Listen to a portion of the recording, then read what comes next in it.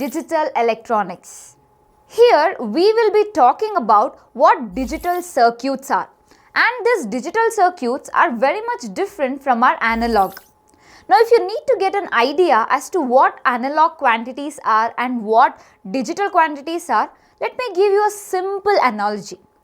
Now suppose your watch. If your watch has those needles, the small one and a bigger one which shows you the timings, that is an analog watch. Now if your watch is showing you the numbers, that is called as a digital electronic watch. So this digital electronics deals with the electronic manipulation of numbers or the manipulation of varying these quantities by the means of numbers. We do this because it is more convenient to do so.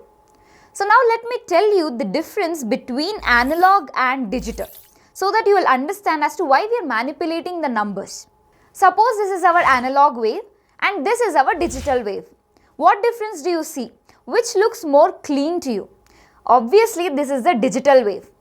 So here what happens in analog is, suppose you give an input of 0 to 3 volts.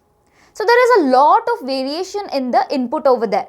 The input can be 0 volts, 0.1, 0.5, 1 volt, 1.5, 1.2, like this many numbers, right?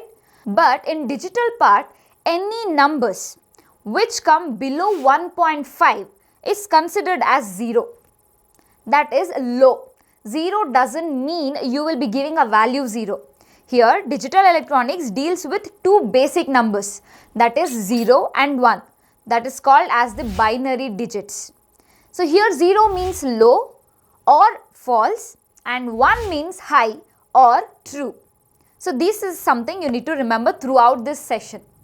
So here suppose when you are giving an input from 0 to 3 volt, any value that is below 1.5 volts is taken as low, that is 0, and any value above 1.5 volt is considered as high, that is 1.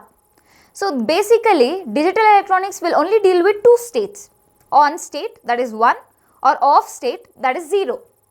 So it becomes very easy to give an input to an electronic device, and it becomes easy further for the device also to understand as to what a person is giving as an input. This digital technique is very useful because it is very easy to convey a number which is known by the system instead of accurately producing a continuous variation of numbers. Like you saw in the analog, it is a continuous variation of numbers, right? There are so many values between 0 to 3 volts.